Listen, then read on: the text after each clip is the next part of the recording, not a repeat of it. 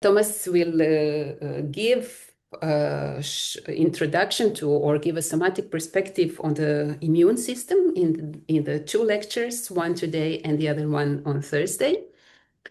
And these lectures are part of research project entitled New Perspectives on New Perspectives on Learning through balancing exertion and recuperation, activity and rest, which is a research project initiated by the dance department of the Academy of Dramatic Arts.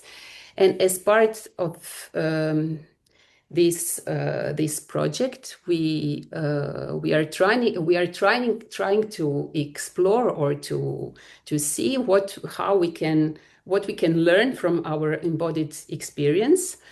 And there we took like inspiration, we started from the immune system as the system that is there to keep the balance and health of the whole organism through this interchange with the external environment. So starting from immune system, we wanted to explore or learn what can we learn about balance and also about the process of learning, as that is a system that is learning throughout life.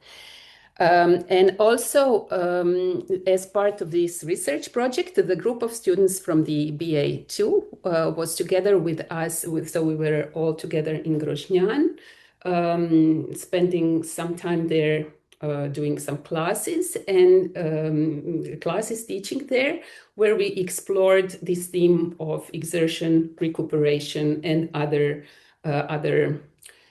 some other themes. And so the idea was also to invite students and to include this lecture in the regular classes of Laban-Barteniev system, where this is one of the themes that we are exploring.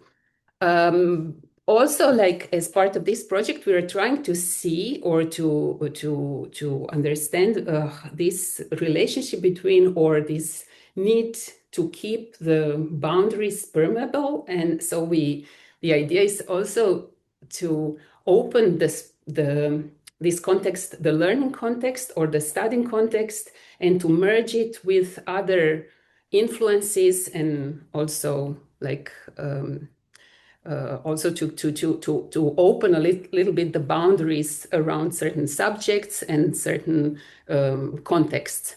So I'm very happy that in this lecture we now have students from the Academy, but we also have some other people who joined in with their own questions, interests. And so, yeah, I think I will give word now to Thomas.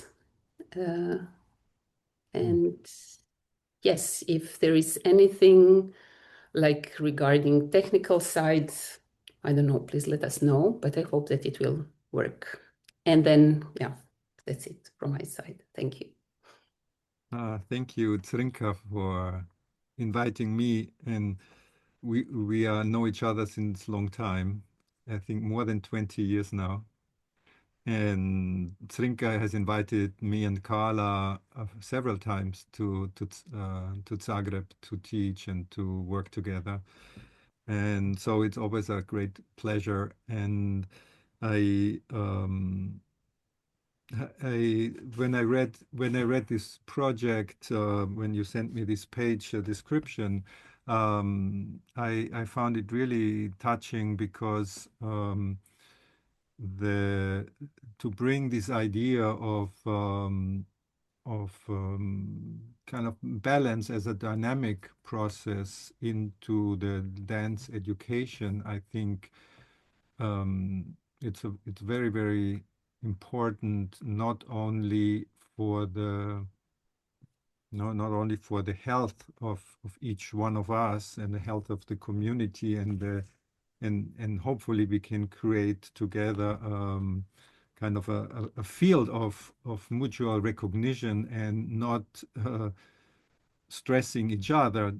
So like there is so much stress out there in the dance field, what you write also, that there is so much pressure of production and what it means to be a dancer today in it's not like such a defined profession. It's like the jungle out there in some way, where everybody has to stand for oneself. Um, but I think these tools or these skills of what you say, like resilience or you say exertion and recuperation, right? This in the Laban terms, I think these tools we can acquire in a dance education can be also very useful outside the dance studio and outside the stage. And that's a project we just followed in Bucharest with Valentina, and there are two women here also which were part of that project. But it's like dance education is not only about dance, but it's really about starting to listen in a way to yourself and to others, which makes a difference. And this difference you can make also in other fields, and especially in the field of care. And I know many dancers, after having a career or whatever, they start to do yoga, tai chi, qigong. They do other things. They learn acupuncture. They expand their skills and their knowledges in other fields because that's something dancers already learn from very basic, to move together and to pay attention how you move yourself and how to find common rhythms with other. And in your text, Trinka, they found these two words, rest and resilience, but then I added the rhythm because I think it's a very important component, how to attune with each other, where everybody in some way has their own rhythm. But then if you have 10 people in the room and everybody is just in their own rhythm, it might be interesting as a research, but eventually in a community, in a group, in a couple, in a family, whatever constellation, we need to find a way how these rhythms can synchronize in some way. They don't need to become exactly the same, but because there is also something very interesting in the way that, well, in jazz, for example, there you have syncopes, you have like you have arrhythms, you have atonality, you have all kind of um, variations, but somehow they create through this polyrhythmic, they create a rhythm together, and I think that's very, very important. And as dancers, you have already skills which are contributing to that. We are teaching also sometimes, because we work also with children with disabilities. We teach sometimes therapists, physiotherapists, or speech therapists, and it's very hard for them to sometimes to just to move with another person, or just uh, being physically in contact with somebody, because they are not so used. They don't have a training in these skills. But so how my question for today is, how is that organization, which is mostly, you would say, it's an organization of the nervous system, how we perceive, how we recognize somebody's rhythm, how I recognize my own rhythm, and how um, I can be true. I can make decisions for my own, to follow my own rhythm. I can make decisions to follow another person's rhythm, and I can maybe find a common rhythm together. And it's not only a person, but it's also the environment. So my inner rhythm might be a certain way. Like let's say I want to rest, or I want to dance, or I want to do this or that. I feel like doing that. Then the question is my environment supporting that? You have in English, you have this beautiful word, it's called affordance. So is the environment affording what I am wanting to do? So if I want to go ice skating, but it's summer, then I cannot go ice skating, or I have to be very creative to find a way I can go ice skating. Or if I want to go to see a movie and it's there is no movie theater open, whatever there is, I want to eat, but I don't have anything to eat. Or I want to eat, but the other person want to see a movie. Like there's all these ways we need to adjust. And then there it comes, it calls on to another level of organization besides the nervous system, which is more, you would say, the metabolic level, or uh, cellular, the level of cellular organization. And here we are already in the realm of the immune system, where the immune system is at home, if you speak. And these two systems, they need to relate in some way. They can interfere, or they can synchronize with each other. So in the immune system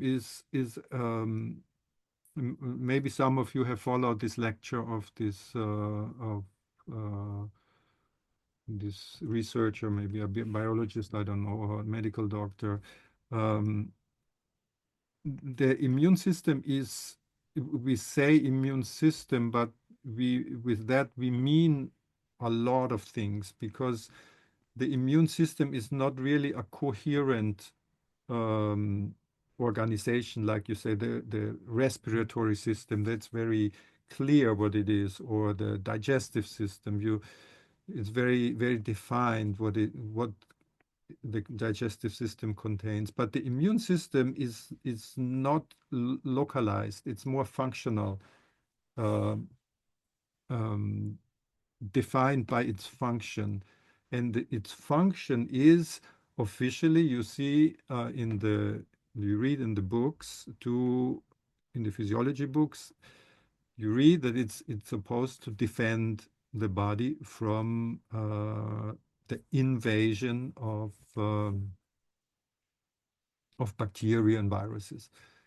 And when you read articles about the immune system, and you read books, or you hear lectures about the immune system, uh, there are a lot of metaphors used which go in that direction of defense, of police, of soldiers, of walls. And it's almost like the idea of the immune system is like the body is like a castle, and then there is some viruses, a bacteria, or something coming from outside, like an attack on that castle. And the stronger the walls are, and the better our defenses are, the easier uh, we defend ourselves from this invasion, and so we don't get sick, for example. Or when these invaders cross the walls, then we have some tools, and we have some killer cells, and we have all the little soldiers, and so which defend ourselves inside our body. Um, but I think what you also heard from this lecture, if you followed it, and it's much more current, the view on the immune system, is that the immune system is responsible for balance. So it's not so sharp that it's like there is one invader, and then we kill this invader, and then we are okay. It's much more about negotiation. And saying negotiation, it sounds almost like we are negotiating with other people, but in fact, it is much more about in a way of working together to find a balance. It's like it's a lot about communication.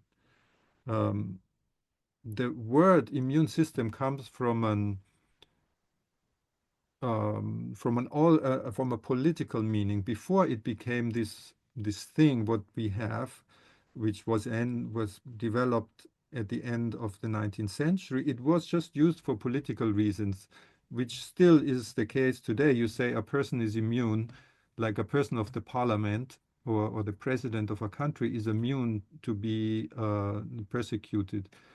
And that use exists since long time, since the Roman time. And only when there was this coming up this idea or the discovery of microbes and bacteria and viruses, then it kind of was transferred to the human body and health. So it means that it's a body who needs to defend itself, to be immune, to be not affected, to be excluded. Um, so it means immune means to not to be affected. But the immune system is actually not working like that. So it's much more a communication system than a defense system. So sometimes we prefer to say it's a commune system rather than the immune system. So what I would like today just to have a little to start to have a little idea together what is the relationship between the nervous system, which adapts us to the outside conditions, and the immune system, which is based on cellular activities and based on cells which are um, free floating in the blood and in the lymph system. They're going around and and picking up information constantly, bringing it to the lymph nodes, for example, where it's like a concentration of immune cells, um, to the thymus, and and and to communicate. So it's like a constant awareness on the cellular level to keep the body in a balance. And we all have this experience from the pandemic, from the COVID times, where the main discourse was about creating creating walls like masks, social distance, not visiting each other, not visiting people in the hospital, not visiting people in the nursing homes, like there was the idea of immune system was reduced to this idea of defense and invasion. And I was talking with many people, this idea of the body the idea of the body that there is this wall and I have to defend myself, it did not really fit with people's experience. And it didn't fit, certainly not with my experience, that there were so many other factors to consider. I mean, and they were all considered from the scientific part. They were considered like pseudoscience, like nutrition or vitamins or lifestyle and all these kind of things. Even though the immune research has since many years uh, proven that rest and finding your own rhythm and nutrition and any kind of healthy lifestyle can greatly support the immune system. So it's like a person who has already um, other what do you say, other diseases, or before the body is already weakened, is much more prone to a very heavy deeper course or course or effect of a virus than another person. So just to maybe to have an idea that just to start from the idea that there are different levels of organization, different levels of communication, and different ways to relate with the world um, in the nervous system, which mostly responds through our senses. So our senses are the gates to the world. And the immune system and the metabolic system, which relies on cellular communication. That means like a bacteria is just one little cell, or a virus is not even considered a living being, even so it is quite active, as we know. And so this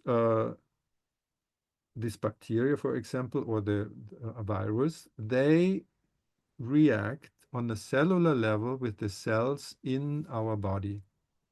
And so uh, that is something we cannot control with our nervous system because we don't have an organ or organs of perception what's happening on the cellular level. So um, it's like if I am hitting myself somewhere and the skin gets blue, it's not the nervous system who telling the skin to get blue. It's because of the local impact. There is some bleeding, maybe some injury, which causes the effect, but it's not caused by the nervous system, by the nerves. And then we can perceive maybe some pain, but it's the origin. And it's the same, for example, with heat in the body. So fever, for example, but also just the regulation of heat in the body is not controlled by the nervous system. It's influenced by the nervous system, like when I'm nervous, when I'm anxious, when I'm in rush, I feel emotional, then the body responds with heat. But it's not controlled by the nervous system. But these two systems certainly are in dialogue with each other. So the nervous system influences the immune system, and the immune system and the metabolic system, the endocrine system also, it's part of that cellular organization. If something is changing on the cellular organization, also it influences the immune system.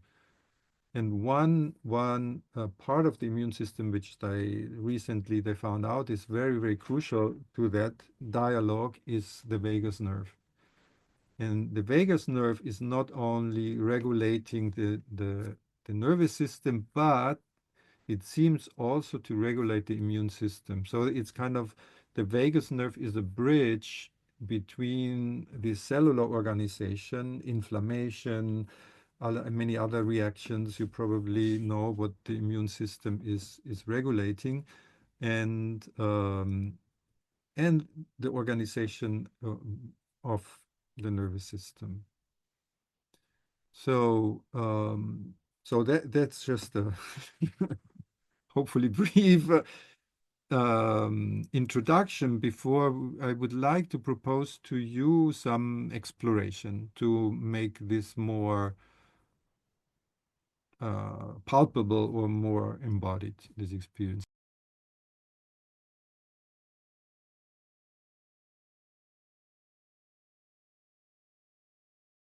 We start sitting, and then you can in any time you can change your position if you like, but just to start sitting and to notice anything what you notice right now. So let's start very, very open. So that can be any sensations, feelings in your body, but it can be also thoughts or an image or a memory. You think about a conversation you had just recently, or anything which is going on right now for you. So I think that's it's quite important not to push anything away, but to let whatever it is be part of the exploration. Because sometimes we arrive in a place and we are not really ready to dance or to move or to do anything what a teacher asks us. And we try to block out what happened outside of the dance studio or outside of the studio. We try to block it out and uh, to be present for what the teacher wants you to do. But this time, anything can be there, can be with you. It's not necessary to block anything out, and just mm, give it attention. So you just notice it. It's not necessary to change anything. So it's sometimes like we say, oh, in this conversation with this person, I should have said that or that, and we are kind of continuing this conversation in our head. And maybe this time we can just observe that. It's not nothing to change or to do better or to judge, just to observe that. And it can be also just maybe a place in your body which calls your attention. Maybe maybe a little pain, you feel something, or something which feels really good now in your body.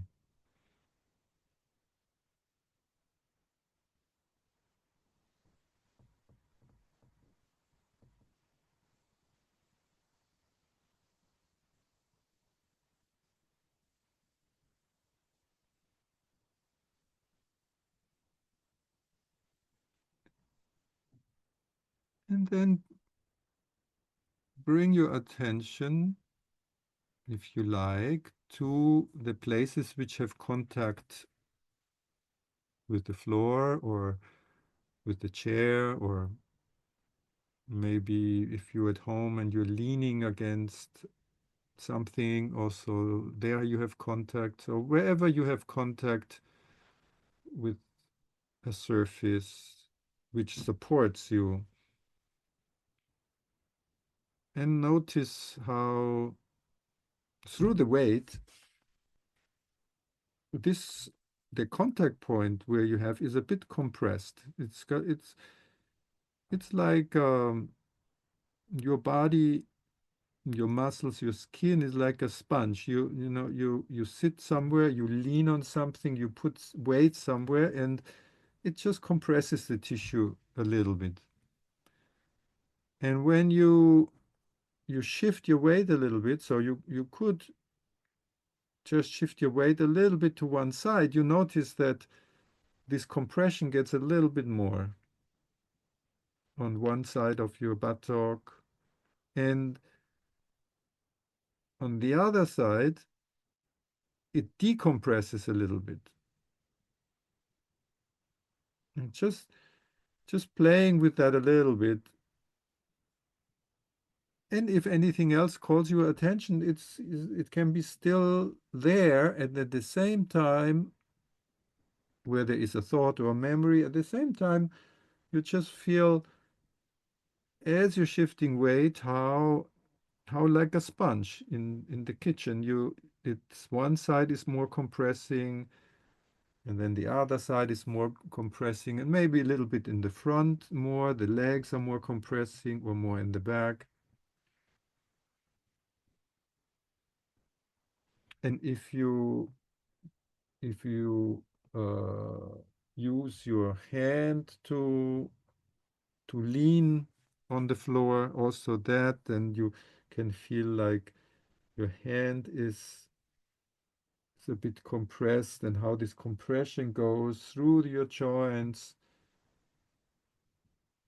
And when you lift your hand,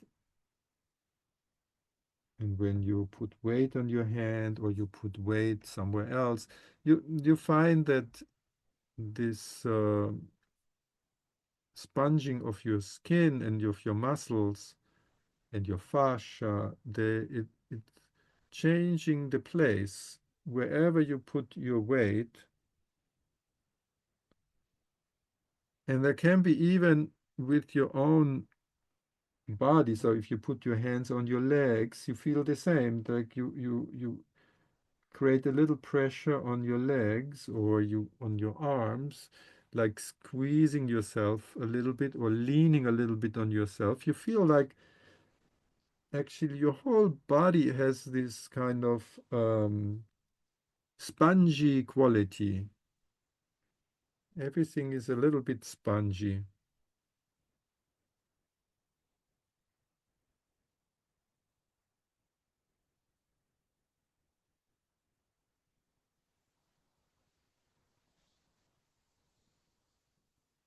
And it's spongy because how the tissues are formed or organized, there are cells, and then there is fluid inside the cells, and there's fluid around the cells. Then there are fibers, there are membranes. So basically, it's cells, fibers, and spaces filled with fluid. And this all together gives this quality of sponging when you lean, when you move.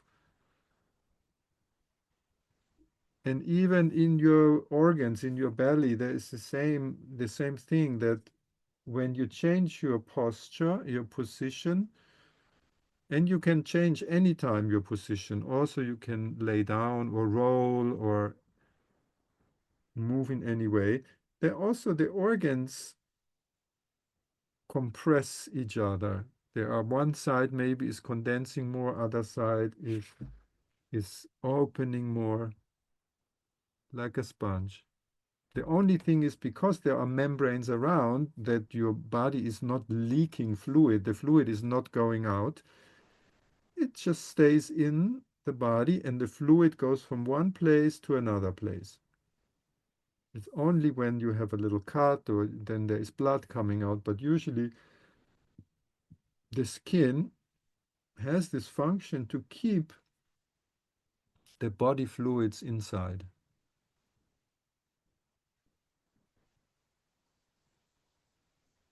And when you bring attention to this, to the skin, how the skin is surrounding your body completely. It's an envelope going around your body, and there are just some orifices, it's officially called, some holes like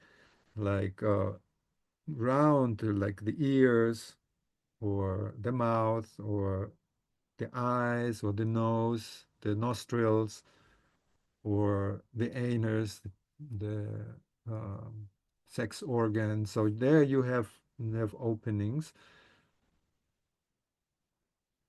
but the rest of the body, the skin, gives you can give you a sense of containment. So it's everything is surrounding the whole body is surrounded by skin, and it keeps um, things, fluids inside. And this for the immune system, this is the ground for the immune system is to keep things outside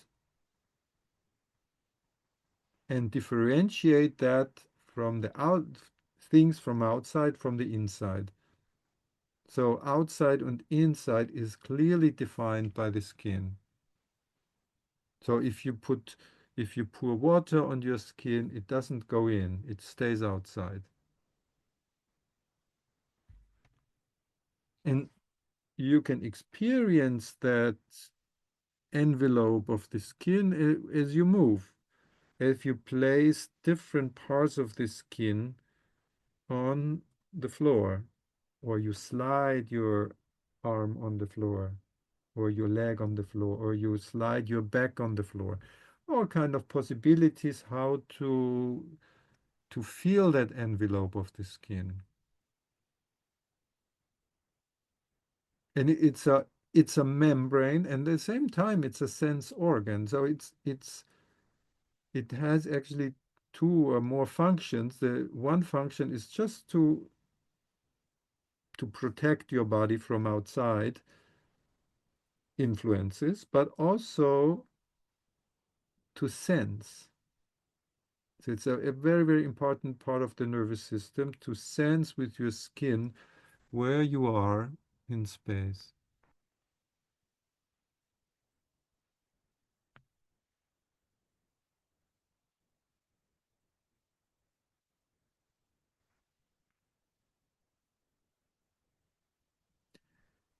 And then bring your attention to your mouth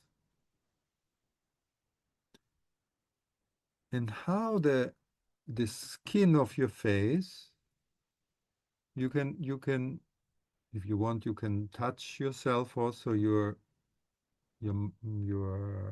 face and your lips, how this skin continues inside of your mouth, and it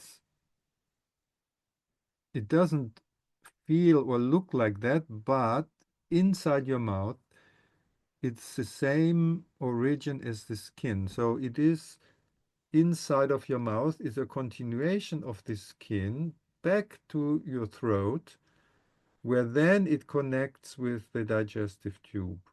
First with the esophagus, and then also with the respiratory, with the bronchi, with the trachea.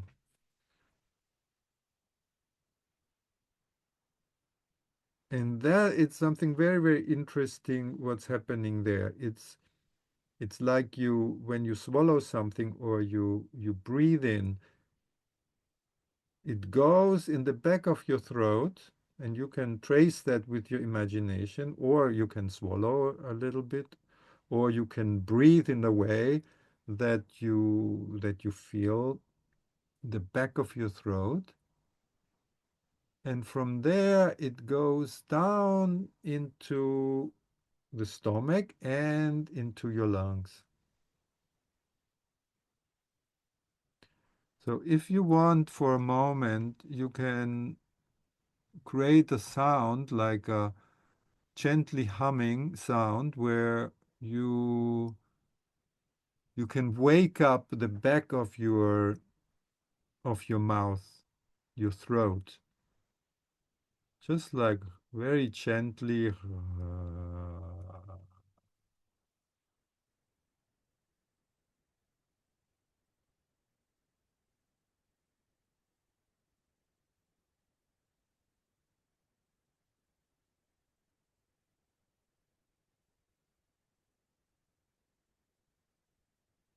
And through the vibration, the membranes of the throat start to uh, come more to the foreground through the vibration.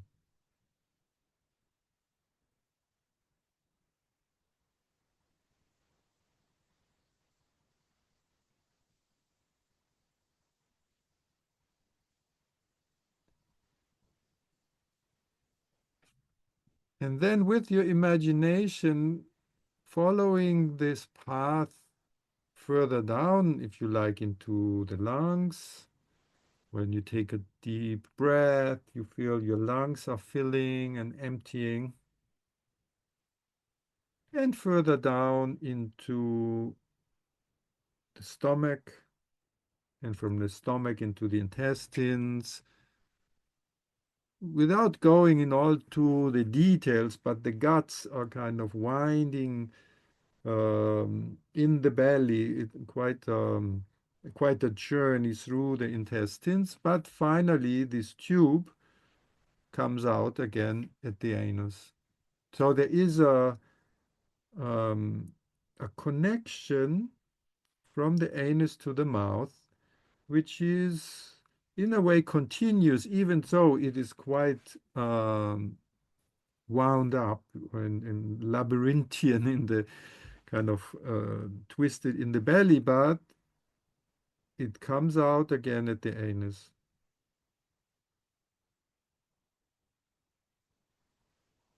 And at the anus, it's the same thing that the skin from outside is continuing into the anus where it connects to the digestive tube.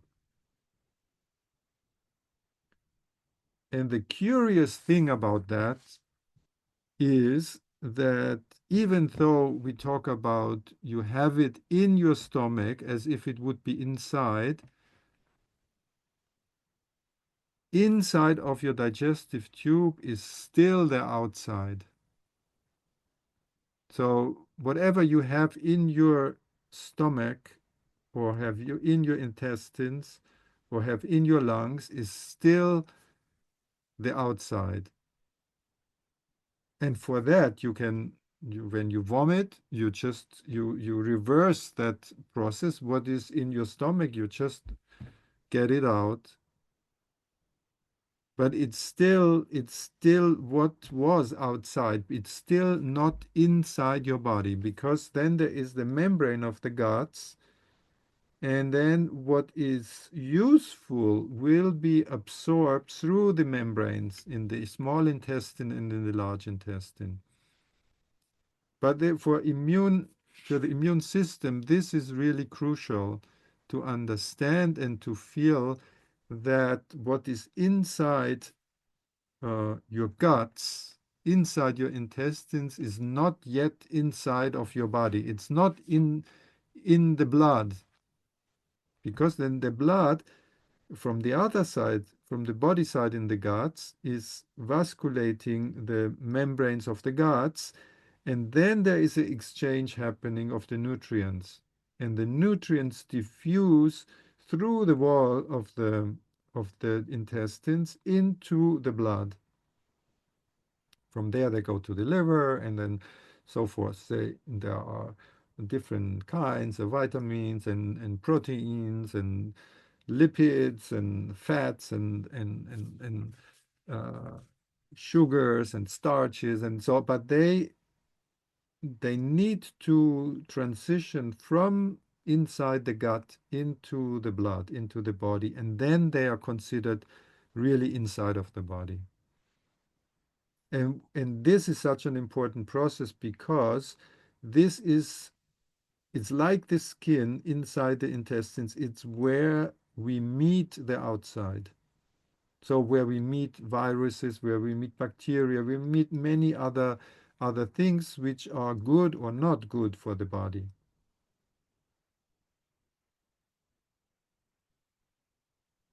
So this it's a very important image to hold that inside of the guts is still outside.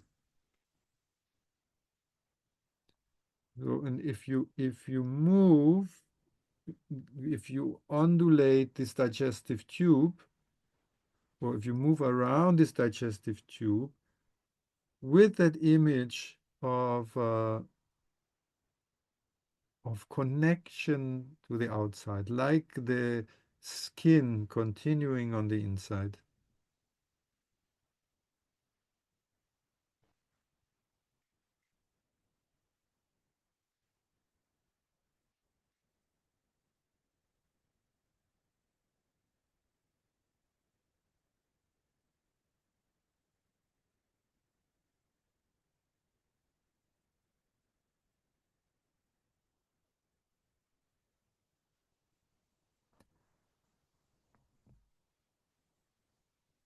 The the mouth, the throat, and this digestive tube, they are covered by a thick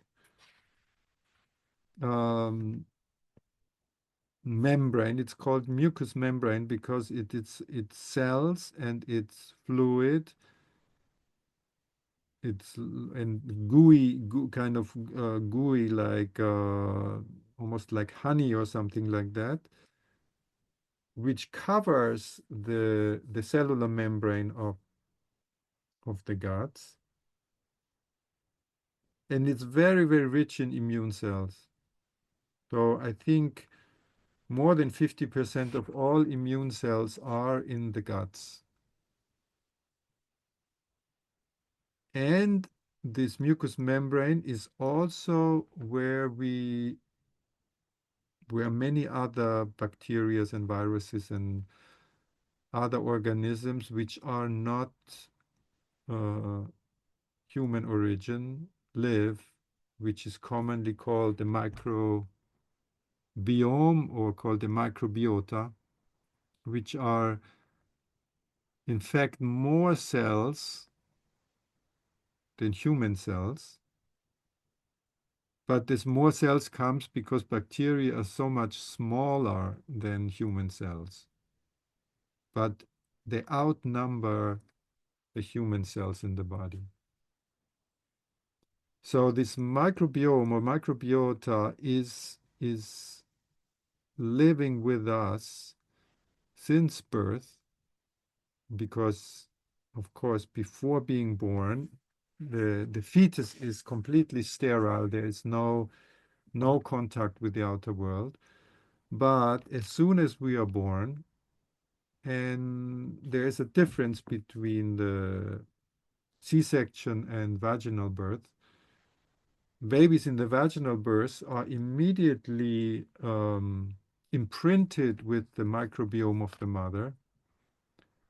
For the babies with the C-section, it takes a little bit because they, through the saliva, through the handling, through the hands, they also get the microbiome of the mother gets transferred. But since we are born, we are living together with in symbiosis with this microbiome, which is not us, but we cannot survive without it. So there have also been experiments done that um, which show that this microbiome takes many, many metabolic functions. So these bacteria and viruses, they metabolize uh, food. They create all kind of substances which are very useful for digestion and for our health. So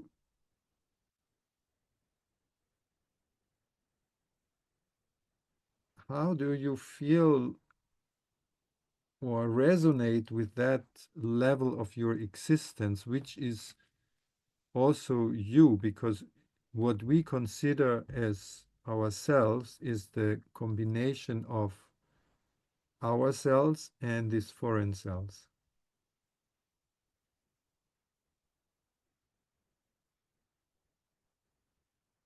And how this level of organization is communicating with the nervous system.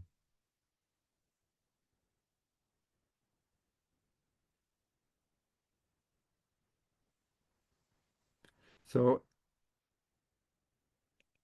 opening yourself as you move and as you allow these undulations from inside um, to be expressed in your movement. And if you like, you can again sound, hum gently to wake up this level of organization of your body.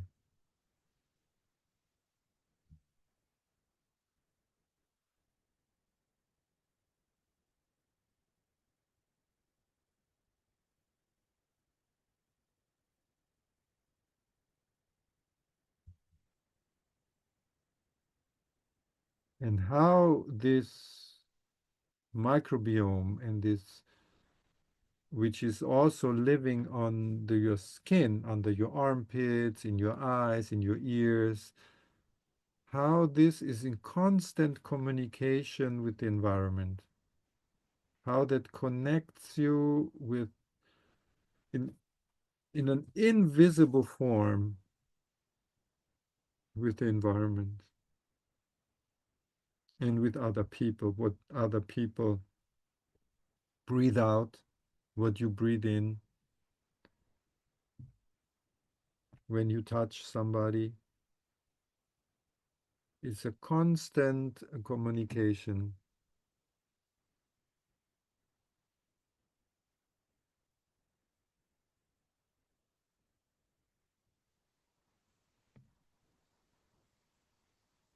And as you can plan your movement or let movement happening, maybe you've played with that before, like you think a movement and you make a movement, and you plan a movement and you make a movement, or you just let movement happen in an exploration like that. Maybe you are not doing any efficient movement, any functional movement, but you are just following whatever arises. In that sense, your nervous system is really kind of only observing almost. It's like, yes, you need your nervous system, your motor system to move, but in this way, the nervous system function more as an observer, as a witness, as if your body would move automatically and you observe it. And this is a very, very interesting way the nervous system can relate with the immune system. It's allowing this organization of the body to happen and not forcing anything onto that system. That can mean if I feel tired, I rest. If I feel like today, or I have some pain in my joints, which can be a sign from a little infection or something like that, okay, I rest, I take care of myself. So there is um, it's not so much using your nervous system to influence the immune system, but it's rather to uh, not to interfere with the immune system, with the work of the immune system and the communication which is going on that level. Because our body or nervous system is organized, if there is an emergency, we can mobilize the body in a way which is against its needs. So if I need to rest, but then there is an emergency, I can overcome the tiredness very easily by activating my sympathetic nervous system, by releasing adrenaline, cortisol, stress hormones, and I can mobilize my body even if I'm tired. And the same thing I can do with my immune system. I can block my immune system to respond for a while and not to show that I'm sick. For example, in before an exam, often people are pushing their nervous system to make it all the way through the exam, and after the exam, many people get sick. It's very common that students get sick after an exam. But this is just an example of what is happening all the time, that there needs to be a dialogue between uh, our wishes, our desires, our planning with how we actually feel and what information we get from our body. So this dialogue between what we were calling cellular tissue organization or metabolic, immune, endocrine level and the nervous system needs to find a balance all the time. So the question for you also exploring is also how can I be in tune with that system in a way that I am conscious of interfering with the system. Sometimes it's necessary to interfere with this system because like you have to make this exam or you have to go there, you cannot be sick this. Also, you even take some medicine to some ibuprofen or whatever to make it through the day. These are all strategies which are sometimes useful, but um, we need to be conscious about that and to say, okay, I'm doing this because I have a certain idea about it, but I still can feel that I'm interfering with my immune function. So take another few minutes just to move with these ideas and to let images or memories or thoughts come to how are you sometimes interfering, sometimes in synchronicity with what you actually can feel and what messages your body gives you, and how do you deal with these messages, or when are situations where you welcome it, you're happy that you're sick, and you say, yes, it's good, it feels good, there's nothing um, I can do about it right now, and you're sometimes even enjoying being sick. And when are moments where you say, no, that's not the right moment to get sick, and you push it.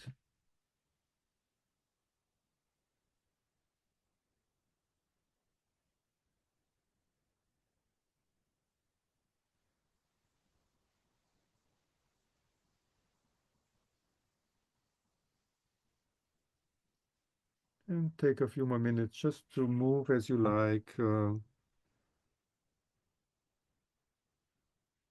If you want to rest, just resting for a moment, or if you want to continue to move, or if you want to write something down, or if you want to talk with somebody close to you.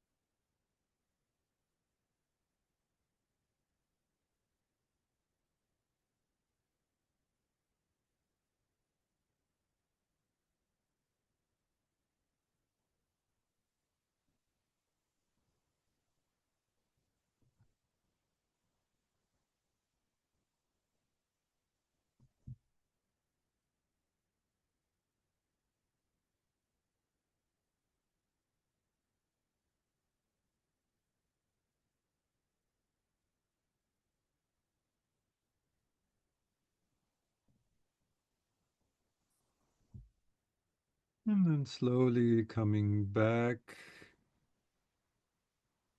closer to the screen or the TV.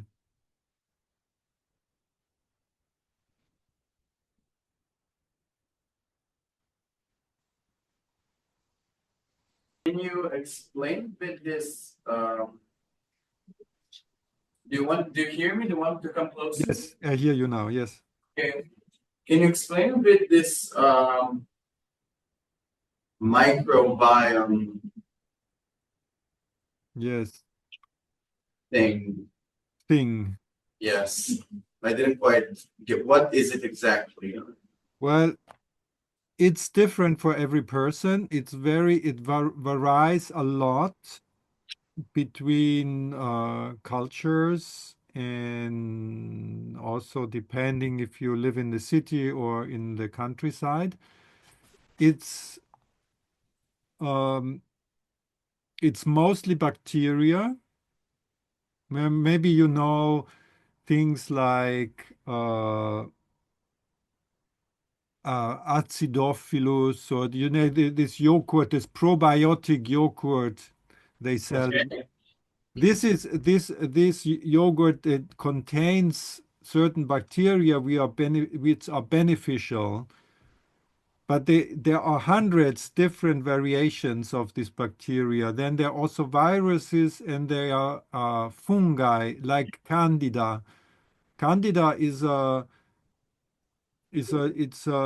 fungus. When it is overgrowing, it's not very good. Yeah.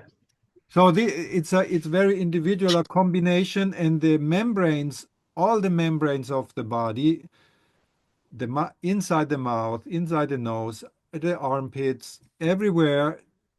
This is it's where this uh, bacteria live, but there are a lot in the guts. Mhm. It's because the membrane is very thick, and it's very important for immune function.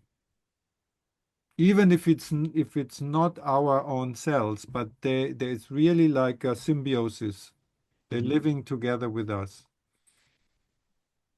Just wanted to say maybe that I really like the idea of this inside and outside my body, that even if something is inside my gut or something, it's if it's not really approved by my body, it is not really inside. So yeah, I think it can also influence it influences the sensing of the boundaries of my body. So this is I really like the the exercise with swallowing some water or something, and to really feel it. And yes, yeah, it's very interesting. And Hmm. also this negotiating between nervous system and immune system, and how are we navigating between those two is Yeah, yeah, I agree. It happens all the time, and it's not always healthy. So yeah, yeah. Sometimes it's really crazy. Like I think I got to a point that my body thought that in order to get some rest, it has to be sick, because Of like course. it was always something to do. So when only things stopped, my body was okay. Now you're sick, because that's the only way I can rest, or like something has to start hurting and to happen more like intense, because otherwise, just like there will be no rest. Yeah. And yeah, it's yeah. It's the same with the injuries. yes, And, injuries don't happen because you fall. They happen because your body had enough.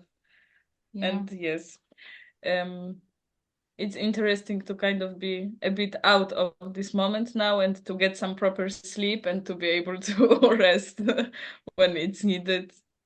It's a good feeling. Yeah. I hope I can somehow keep it even in the more intense times. It's easy to forget about it. yeah, yeah, yeah. There's this is maybe you know Gabor Mate. Maybe you've heard about Gabor Mate. He's a researcher, psychologist, and psychotherapist, and he wrote this book, When the Body Says No. It's with this idea that when we ignore this kind of dialogue for a long time, at some point the body says, just no, I cannot do anymore. And it can be serious, can be a serious illness, or it can be just a cold. But yeah, I think it's good to know what is going on. It's it it's not only about ignoring, but it's also to know when you ignore.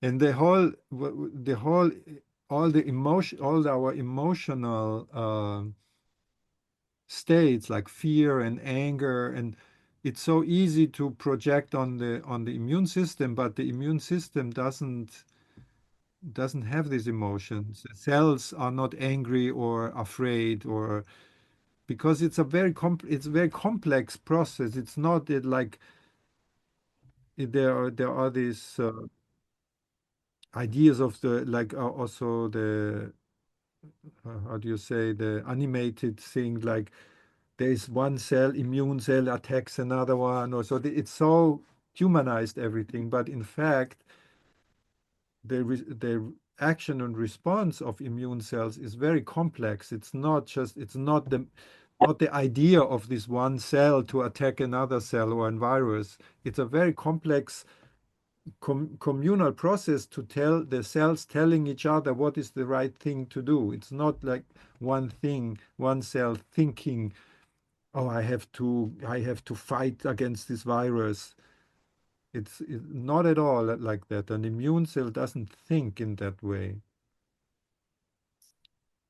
And I think we get caught up in our nervous system so easily to say this is responsible for that, and we make all these very simplified cause and effect equations, but the immune system doesn't work like that. It's much more communal organization, a community which organizes itself in communication and with a memory which goes back millions of years. It's not just like the nervous system. Our memory doesn't go so far back. I just wanted to say that it was such a nice reminder that a nervous system, that there is this autonomic response, and that the nervous system, when it needs to be alert, it will be. When there is really a stressful situation, that we have this capacity within us to be awake when it's really needed, when it's really urgent, and somehow there is the tendency to control also this, to be alert when it's not really dangerous, so that we don't fall asleep, but something like that. Yeah. But actually there is this sympathetic response there, and we can rely on that and relax because there is that. So it was nice, this somehow this exploration just reminded me of that. But then coming back also to the level of competition we live right now, which has not been there 20, 30, 40 years ago. This level of survival ask from each one of us. And that speaks directly what you're saying, because in order to survive, you need to activate the sympathetic system. But if we always get stimulated for survival, we never find back this kind of way to connect with ourselves and with some kind of collective regulation.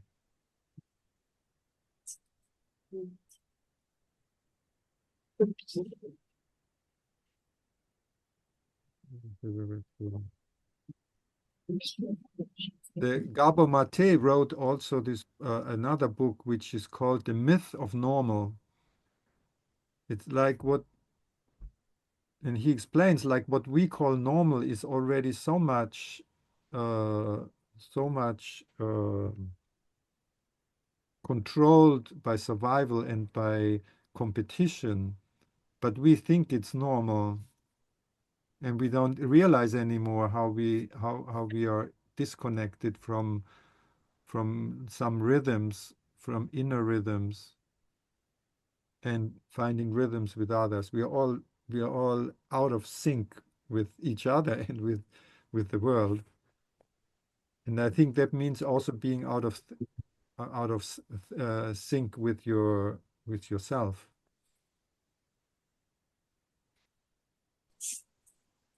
Yes, please.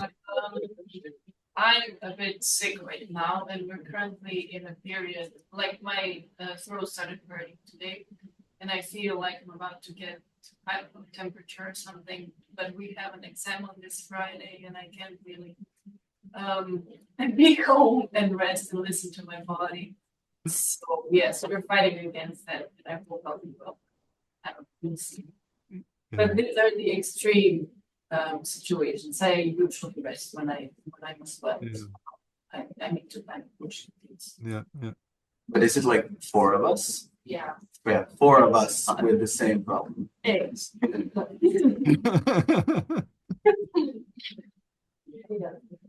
Yeah, yeah, yeah. But I think it's also that, yeah, yes, people get younger and younger having problems with the regulation, but still, when you are young, notice you can push it, a little further, and then I think with 30 or 40, people already notice that it's not always working so well. Yeah. But it's good to know what you're doing, so that you still feel what is because what happens in chronic inflammation, for example, or chronic stress, it happens that you don't feel anymore that you're sick. Uh-huh. And this is very dangerous because there is something going on in your body on that metabolic level, but you don't feel it anymore. You don't have fever, you don't have pain, anything. And if this goes on for a long time, it can really damage the body. But you're not aware of it because your immune system thinks you're in a state of emergency, and so your cortisol levels are high. You go, and you never get sick. And that can create real health problems. So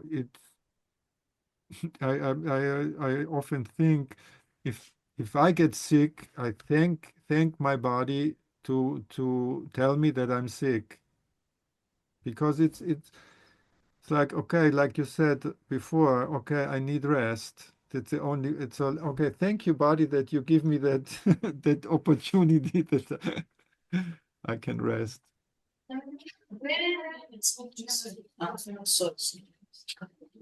Sorry. Do you know how a placebo phenomena works? What phenomena? Placebo. Placebo. Placebo. Yes. Well, that's a complex, For the, complex. another.